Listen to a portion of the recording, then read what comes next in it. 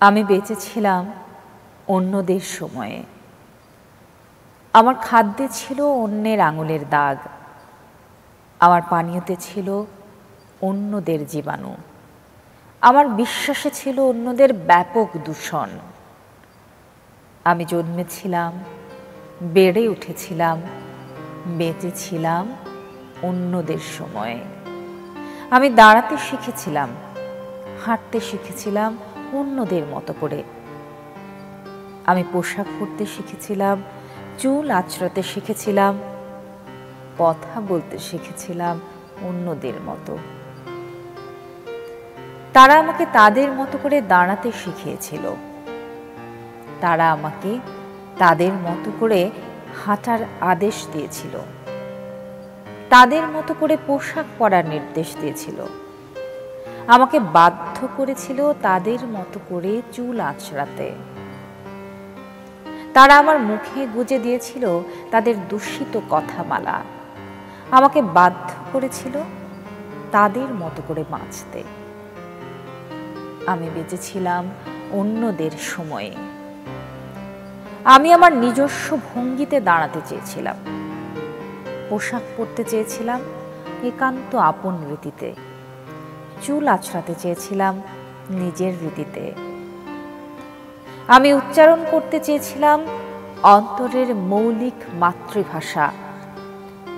আমি নিতে চেয়েছিলাম নিজের নিঃশ্বাস, আহার করতে চেয়েছিলাম আমার একান্ত মৌলিক খাদ্য, পান করতে চেয়েছিলাম আমার মৌলিক পানীয়।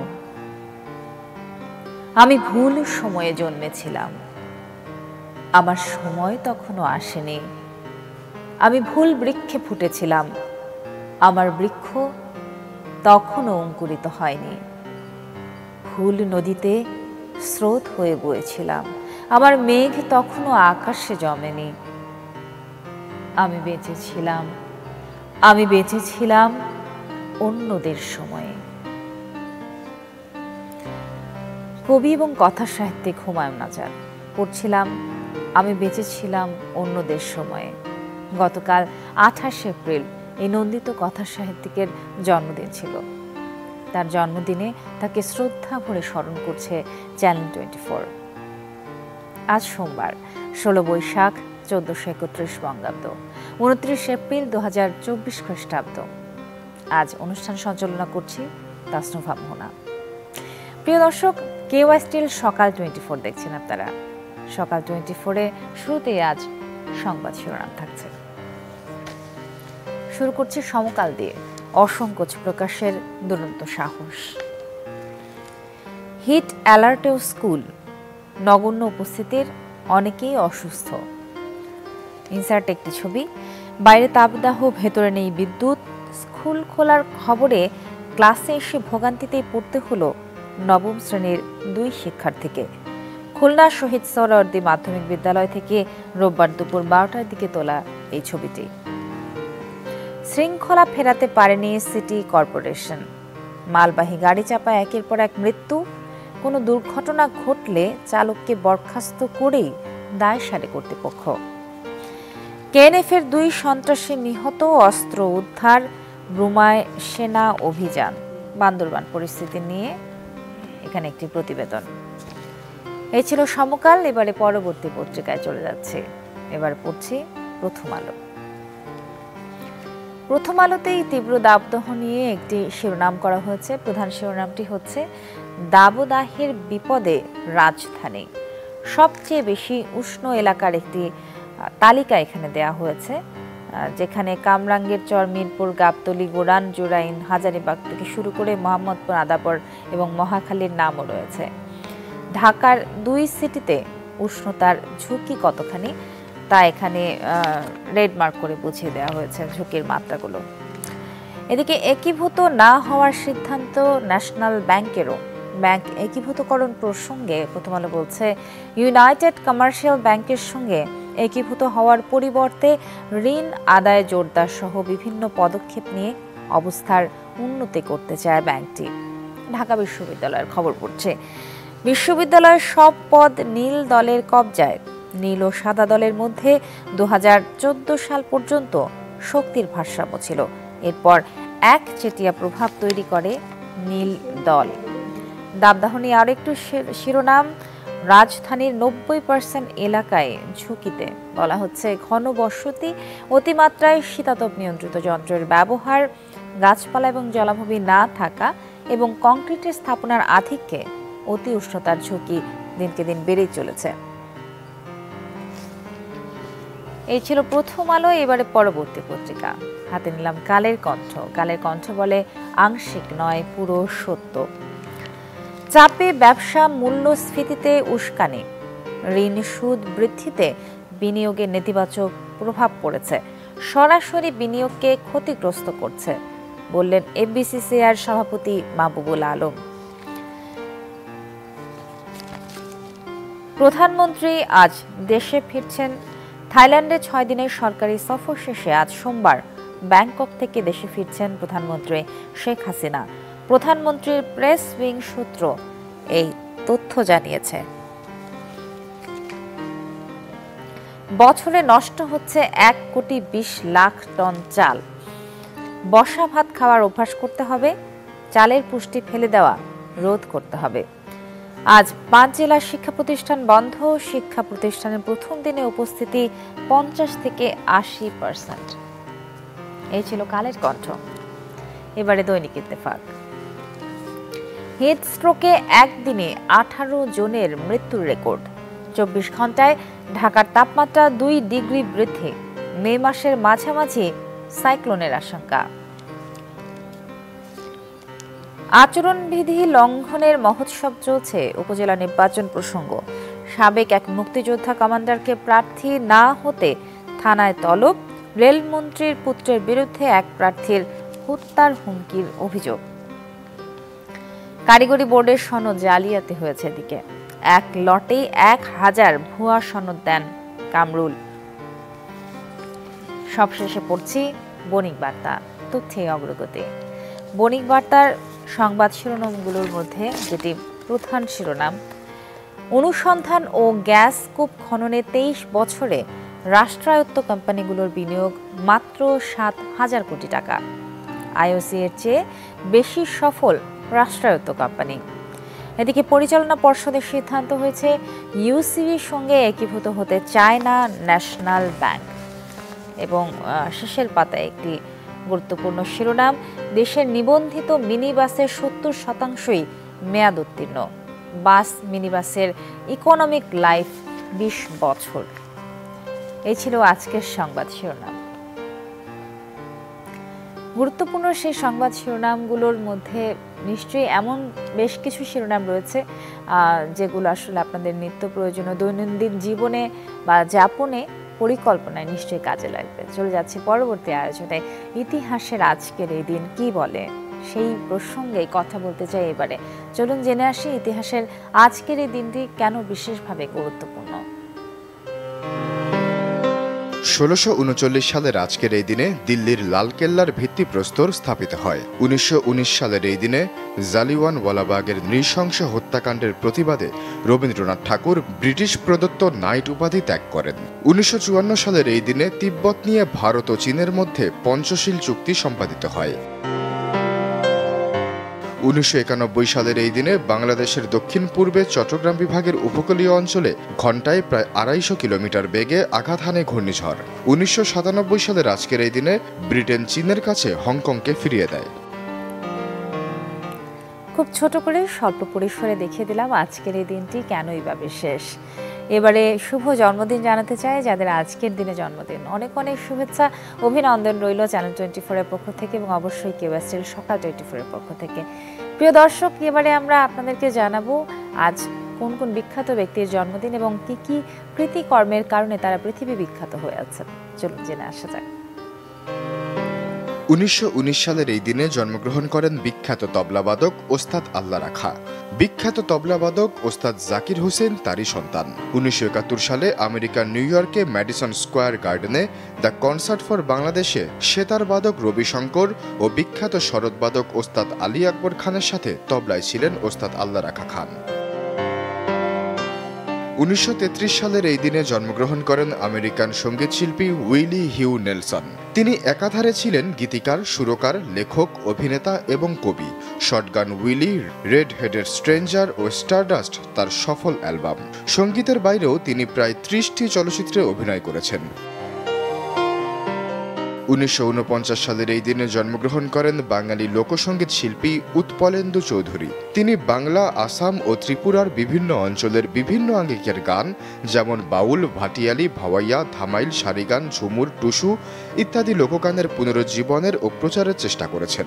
তার গভীর সংবেদনশীল পরিবেশনের গুণে দেশ বিদেশের সঙ্গীতপ্রেমীরা প্রকৃতপক্ষে মন্ত্রমুগ্ধ হয়ে পড়তেন।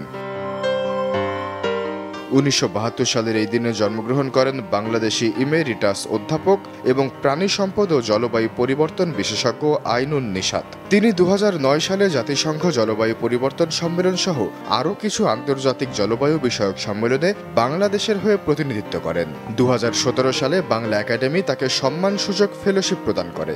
নিশাত তার কর্মজীবন শুরু করেন বাংলাদেশ পানি উন্নয়ন বোর্ডের সহকারী প্রকৌশলী হিসেবে। তিনি ১৯৯৬ সালের গঙ্গা পানি চুক্তিতে গুরুত্বপূর্ণ ভূমিকা পালন করেন।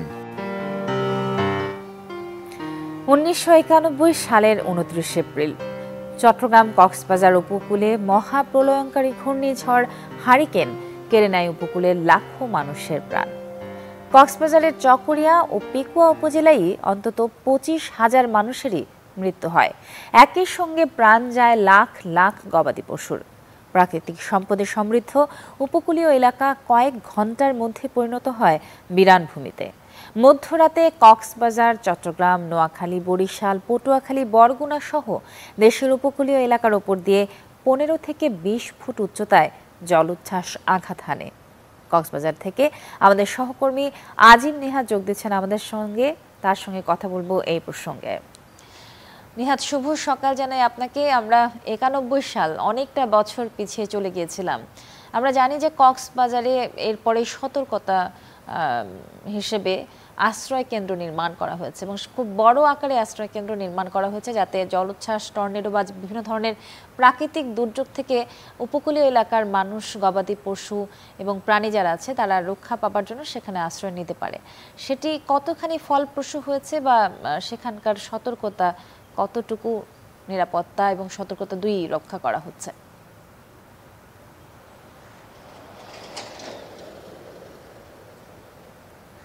তাসনুবা, প্রথমত আজকের দিনটি কক্সবাজার উপকূলের মানুষের জন্য অত্যন্ত স্মরণীয় একটি দিন এবং এটি আতঙ্কের দিনও। অর্থাৎ আজকের দিন আসলেই তারা যারা স্বজন হারিয়েছে তাদের কান্নায় আসলে আকাশ বাতাস ভারী হয়ে ওঠে। এখনও আমরা শুনি যে তারা উপকূলে যে বেড়িবাঁধ রয়েছে এবং অন্যান্যভাবে যে তারা ঝুঁকিপূর্ণ অবস্থায় রয়েছে সেখান থেকে তাদের রক্ষা করবার জন্য তারা নানা ধরনের আজকের দিনকে উপলক্ষ করে বিভিন্ন ধরনের সভা সমাবেশ করে যায়। কিন্তু এখনও উপকূলের সবচেয়ে দুঃসংবাদ যেই উপকূলকে প্যারাবন রক্ষা করে সেই হাজার হাজার একর প্যারাবন কিন্তু মহেশখালী, পেকুয়া, কুতুবদিয়া বিভিন্ন জায়গায় কাটা হচ্ছে। সেখানে ক্ষমতাহীন সবাই মিলে ঐক্যবদ্ধ হয়ে প্যারাবন নিধন করছে, যার ফলে উপকূল যতখানি মজবুত হওয়ার কথা ছিল, যতখানি টেকসই হবার কথা ছিল, তার বিপরীতে এখন আরও বেশি ঝুঁকিপূর্ণ অবস্থায় পড়ে যাচ্ছে। আপনি যেটি বলছেন যে কক্সবাজারে বাংলাদেশের সবচেয়ে, শুধু বাংলাদেশ নয়, বাংলাদেশের যে আশপাশের বেশ কয়েকটি দেশ রয়েছে তাদের মধ্যে সবচেয়ে বড় আশ্রয়ণ প্রকল্প কিন্তু কক্সবাজারে নির্মিত হচ্ছে। এবং ১৯৯৭ সালে যখন শেখ হাসিনা প্রধানমন্ত্রী ছিলেন তখন এই প্রকল্পটি তিনি নিয়েছিলেন উদ্বাস্তু এবং বিশেষ করে জলবায়ু উদ্বাস্তু মানুষের জন্য কথা চিন্তা করে তিনি নিয়েছিলেন। পরবর্তীতে তিনি ক্ষমতা না আসার কারণে বেশ কিছুদিন এটি বন্ধ ছিল, যার পরে আবার ২০১৪ থেকে ১৪-১৫ অর্থ বছরে প্রকল্পটি অনুমোদন হওয়ার পর সেটি কক্সবাজারের খুরুশকুল বিশেষ আশ্রয়ণ প্রকল্প হিসেবে নামকরণ করে সেখানে ২৫৩ একর জমিতে এই প্রকল্পটি বাস্তবায়ন করা হচ্ছে। ইতিমধ্যে সেখানে ২০২০ সালে ২০টি ভবন হস্তান্তর করা হয়েছে। সেখানে প্রায় ৬০০ পরিবারের আশ্রয়ন হয়েছে। পুরো প্রকল্পের মধ্যে যেটি বলা হয় যে ১৩৭টি ভবন নির্মাণ হবে, সেই ১৩৭টি ভবনের মধ্যে ৪,৪০৯ পরিবারের আশ্রয়ন হবে, যারা কুতুবদিয়া, পেকুয়া, মহেশখালী, কক্সবাজার, যারা আসলে ১৯৯১ এবং তার পরবর্তী সময়ে বিভিন্ন সময় নদী ভাঙনের শিকার হয়েছে, ঘূর্ণিঝড়ের শিকার হয়ে ঘরবাড়ি হারিয়ে উদ্বাস্ত হয়ে রিক্সা চালাচ্ছেন, নানাভাবে ভিক্ষা করেও অনেকে জীবন কাটাচ্ছেন, যাদের ঘরবাড়ি হারিয়ে তাদেরকে আশ্রয় দেওয়ার জন্য এই প্রকল্পটি করা হয়েছে। তবে এখন ২০টি ভবন হস্তান্তরের পরে আরও বেশ কয়েকটি ভবন কিন্তু প্রস্তুত হয়েছে। হয়তো আগামী ২-১ বছরের মধ্যে বাকি আরও ৫০টি ভবন হস্তান্তর করা হবে, এমনটা আমরা জানতে পেরেছি। পুরো প্রকল্পটি শেষ হতে কবে নাগাদ সময় লাগবে সেটি এখনও পর্যন্ত ডেডলাইন নির্ধারণ করা হয়নি। সেখানে শুধুমাত্র ভবনের মাধ্যমে ফ্ল্যাট দেওয়া হচ্ছে না, পাশাপাশি কমিউনিটি ক্লিনিক করা হচ্ছে এবং সেখানে দৃষ্টিনন্দন মসজিদ সহ বিভিন্ন ধরনের ধর্মীয় স্থাপনা করা হচ্ছে, যাতে করে সেই আশ্রয়ণ প্রকল্পে যারা বসবাস করবেন তাদেরকে শিক্ষা, চিকিৎসা এবং অন্যান্য যে সুবিধাগুলো রয়েছে সেগুলোর জন্য বাইরে যেতে না হয়। আপনি জানেন যে এই প্রকল্পে যারা মূলত বসবাস করছেন, যাদেরকে প্রকল্পগুলো হস্তান্তর করা হয়েছে, তাদের অধিকাংশই কিন্তু নদী ভাঙনের শিকার অর্থাৎ মৎস্যজীবী পেশার সাথে জড়িত মানুষ। তাদের কথা চিন্তা করে সেখানে যে খুরুশকুলা বিশেষ আশ্রয়ণ প্রকল্প তার পাশেই একটি বড় জায়গা জুড়ে সেখানে শুটকিপল্লী নির্মাণ করা হচ্ছে। সেই শুটকিপল্লী থেকে লোকজনের যে জীবিকায়ন হবে এর মাধ্যমে ফ্ল্যাটে যারা বসবাস করছেন ঘূর্ণিঝড়ে ক্ষতিগ্রস্ত তারা আবার ঘুরে দাঁড়ানোর জন্য কিছুটা হলেও শক্তি পাবে এবং সাহস পাবে। সব মিলিয়ে এই প্রকল্পের মাধ্যমে যেটি স্বপ্ন দেখা হচ্ছে যে এই অঞ্চলের যারা আসলে ঘূর্ণিঝড়ের ক্ষতিগ্রস্ত হবার পর যারা স্বজন হারিয়েছিল, স্বজন হারার সাথে সাথে ঘর বাড়ি হারিয়ে নিঃস্ব হয়ে শহরে পথে পথে ফুটপাতে যারা ঘুরছিলেন, তাদের অন্তত 4000 পরিবারের মাধ্যমে বেশ কিছু মানুষের এখানে আশ্রয়ন হবে এবং এর ফলে ধীরে ধীরে যদি অন্যান্য যারা আছেন, বিশেষ করে প্রধানমন্ত্রী যে অন্যান্য ঘর দেবার যে প্রকল্পগুলো রয়েছে, সব মিলিয়ে চেষ্টা করা হচ্ছে উপকূলে যারা ক্ষতিগ্রস্ত তাদেরকে একটুখানি হলেও মাথা গোঁজার ঠাঁই দেবার জন্য। এবং এখনকার উপকূলের যে পরিস্থিতি, এখনও পর্যন্ত কিন্তু পুরোপুরি কুতুবদিয়া থেকে টেকনাফ পর্যন্ত 576 কিলোমিটার বেড়িবাঁধ রয়েছে। সেই বেড়িবাঁধগুলোর কিন্তু এখনও পর্যন্ত পুরোপুরি রক্ষিত হয়নি, যার ফলে সেখানকার পরিস্থিতি ধীরে ধীরে যখন বর্ষাকাল হয়, বিশেষ করে ঘূর্ণিঝড়ের মৌসুম হয়, তখন কিন্তু আতঙ্কে থাকে এখানকার মানুষ। তো সব মিলিয়ে এখানকার মানুষের সবচেয়ে বড় যেটি প্রত্যাশা যেন একটি টেকসই বেড়িবাঁধ নির্মাণ করা হয়। তাসনোভা, অনেক ধন্যবাদ নিহাদ আপনাকে। যেমনটা শুনছিলেন আমাদের সহকর্মী আজিম নিহাদের কাছ থেকে, সব থেকে বড় আশ্রয় কেন্দ্র নির্মিত হচ্ছে বাংলাদেশে। সেটা শুধুমাত্র এই দেশের নয়, আশেপাশের যেই দেশগুলো রয়েছে তার মধ্যেও সব থেকে বড় আশ্রয় কেন্দ্র। 4000-এরও বেশি মানুষের এখানে ধারণ ক্ষমতা করা হবে, এমনটাই প্রত্যাশা সাধারণ মানুষের, উপকূলের মানুষের। এবং যেন বেড়িবাঁধ নির্মিত হয় যাতে উপকূলের মানুষ সেই ভয়ঙ্কর দুর্যোগ থেকে নিজেদেরকে মোকাবিলা করতে পারে, রক্ষা করতে পারে, এটা আমাদেরও প্রত্যাশা। তীব্র তাপদাহের দরুন বেশ কিছুদিন হলো দৈনন্দিন যে আবহাওয়া পরিস্থিতি তা নিয়ে আমরা সবাই কম বেশি সন্দিহান। তাই প্রতিদিন আবহাওয়ার তথ্য, আবহাওয়ার আপডেট জানাটা খুব বেশি জরুরি। যদি পরিকল্পনা থাকে বাইরে যাবারও কিংবা ঘরের ভেতরে থাকারও, নিরাপত্তা এবং একই সঙ্গে সাবধানতা, সচেতনতা দুই জরুরি। তাই চলুন দেখে নেওয়া যাক গত 24 ঘন্টার আবহাওয়ার আপডেট, সেই সঙ্গে জানিয়ে দেব আজ সারাদিনের আবহাওয়ার পূর্বাভাস। ঢাকায় গেল 24 ঘন্টায় সর্বোচ্চ তাপমাত্রা শনাক্ত হয়েছে 39 ডিগ্রি সেলসিয়াস, সর্বনিম্ন তাপমাত্রা ছিল 29 ডিগ্রি সেলসিয়াস। রাজশাহীতে সর্বোচ্চ তাপমাত্রা 42, সর্বনিম্ন 27, রংপুরে সর্বোচ্চ তাপমাত্রা 38.5, সর্বনিম্ন 25.4, ময়মনসিংহে সর্বোচ্চ তাপমাত্রা 37.5 ডিগ্রি সেলসিয়াস, সর্বনিম্ন তাপমাত্রা 27.4 ডিগ্রি সেলসিয়াস। সিলেটে গেল 24 ঘন্টায় সর্বোচ্চ তাপমাত্রা ছিল 35.8 ডিগ্রি সেলসিয়াস, সর্বনিম্ন তাপমাত্রা 22.8 ডিগ্রি সেলসিয়াস। চট্টগ্রামে সর্বোচ্চ তাপমাত্রা 34.9, সর্বনিম্ন 28, খুলনায় সর্বোচ্চ তাপমাত্রা 40, সর্বনিম্ন 29, বরিশালে সর্বোচ্চ তাপমাত্রা শনাক্ত হয়েছে 38 ডিগ্রি সেলসিয়াস, সর্বনিম্ন 28.2 ডিগ্রি সেলসিয়াস। গেল 24 ঘন্টায় দেশের সর্বনিম্ন তাপমাত্রা ছিল সিলেটে 22.8 ডিগ্রি সেলসিয়াস, সর্বোচ্চ তাপমাত্রা শনাক্ত হয়েছে যশোরে 42.2 ডিগ্রি সেলসিয়াস। আজ সিলেট বিভাগের দু এক জায়গায় অস্থায়ী দমকা হাওয়াসহ বৃষ্টি হতে পারে, সেই সাথে কোথাও কোথাও বিক্ষিপ্তভাবে শিলাবৃষ্টিও হতে পারে। এছাড়া অস্থায়ীভাবে আংশিক মেঘলা আকাশ সহ আবহাওয়া প্রধানত শুষ্ক থাকতে পারে। বিরাজমান তাপ পরিস্থিতি অব্যাহত থাকবে। জানেন আবহাওয়ার পরিস্থিতি, সেই সূত্র ধরেই বলছে এখনো বাকি আছে মে এবং জুন মাস। তার আগে তীব্র তাপমাত্রায় পুড়ছে দক্ষিণ পূর্ব এবং দক্ষিণ এশিয়ার বিভিন্ন দেশ। ভারতের পশ্চিমবঙ্গ, উত্তরপ্রদেশ সহ অন্তত 8 রাজ্যে তাপমাত্রা ওঠানামা করছে 41 থেকে 45 ডিগ্রির মধ্যে। প্রচণ্ড খরায় নাজেহাল ফিলিপাইনের 41টি প্রদেশ। রেকর্ড তাপমাত্রা দেখেছে বাংলাদেশের চুয়াডাঙ্গা জেলার মানুষ। সূর্যের তেজে বিপর্যস্ত বিশ্বের বিভিন্ন প্রান্তের জনজীবন। বেশি নাজুক দক্ষিণ পূর্ব দক্ষিণ এশিয়ার পরিস্থিতি, যার মধ্যে আছে বাংলাদেশ, ভারতের উত্তরাঞ্চল ও চীনের উত্তর দক্ষিণের কিছু অঞ্চল। অস্বাভাবিক আবহাওয়ার জন্য এল নিনো পরিস্থিতি জলবায়ু পরিবর্তনকে দায়ী করছেন বিশেষজ্ঞরা। ভারতে প্রচণ্ড গরমের মধ্যে চলছে লোকসভা নির্বাচন।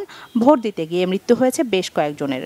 পশ্চিমবঙ্গ, ওড়িশা, অন্ধ্রপ্রদেশ, তেলেঙ্গানা, ঝাড়খণ্ড, বিহার, উত্তরপ্রদেশ ও মহারাষ্ট্রের বেশ কিছু এলাকায় তাপমাত্রা রেকর্ড করা হয়েছে 41 থেকে 45 ডিগ্রি সেলসিয়াস পর্যন্ত। এই গরম সহ্য করার মতো না। আমরা গরিব মানুষ, বাইরে বের না হলে খাবো কি? প্রতিদিন রিক্সা চালাতে বের হই পেটের দায়ে।